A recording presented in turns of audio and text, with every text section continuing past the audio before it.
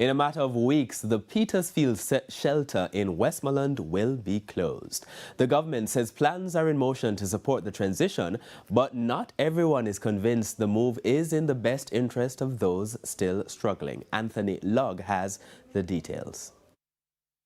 More than a month after Hurricane Melissa left thousands homeless in Westmoreland, the shelter at the Petersfield High School is now set to close its doors. It's the largest in operation in the parish. Local government minister Desmond McKenzie made the announcement Wednesday, saying it's a part of the broader transition plan aimed at helping families regain stability. The Prime Minister has indicated that we must do everything that is possible to ensure that we bring some greater assistance to the shelter.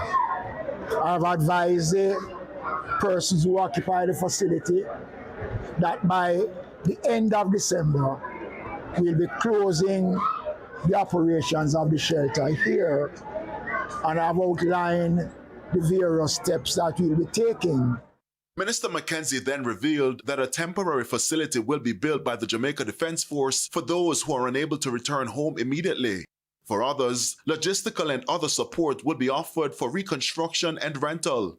But for many residents, the proposed area for relocation is causing anxiety more than relief. That will come like a house in dogs, cats, cows, goats. That don't make no sense. We are human being. We not choose today here, so but because of disaster why we are here.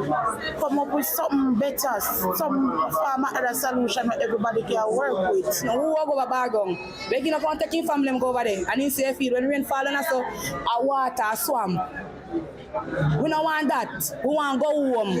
Everybody want to go in the yard. She went further. If you ask single mother, no single mother over here. And we want to go home. We don't want to go Bargong.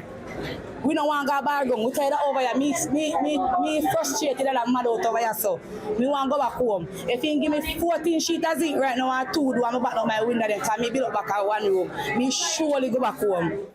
However, this resident, who also had concerns, is hopeful the discussions on Wednesday will bring forth some change. To hear the minister come personally and address us, giving us information, I am in appreciation of that because I'm actually hearing it, not down the grapevine, but it's a formal setting was created to address the residents here. So, in that regard, I appreciated that.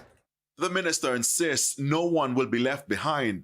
But with just over 3 weeks before the shelter closes its doors, questions too about how quickly the support will materialize. I am committed.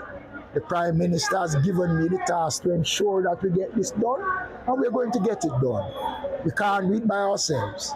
And I've asked them, and they are willing to work with us to get it done. And I'm really grateful for that.